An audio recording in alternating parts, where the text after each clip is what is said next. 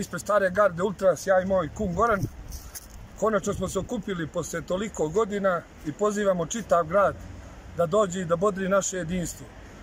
Na stadionu će biti isključivo plovobijeli šalovi i mole se svi navijači da niko ne dolazi u nikakvim obilježjima osim obilježjima jedinstva. Našem jedinstvu je potrebna velika podrška navijača i očekujemo da dođemo u što većem broju i svi dođite da podržimo naše igrače kojima je potrebna velika pomoć. Znači, Stara garda Ultrasa posle 20 godina ponovo na tribinu. Znači, stara ekipa se vraća na tribinu posle toliko godina sa mlađom ekipom da damo podršku našem jedinstvu u odlučujućoj ovoj takmici za ulazak u prvu ligu.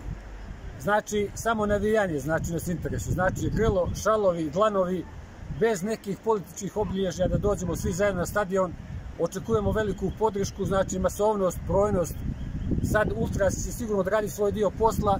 Tražimo od igrača da izgaraju na terenu, znači da se bore srcem, prije svega za Ultras i za naš grad.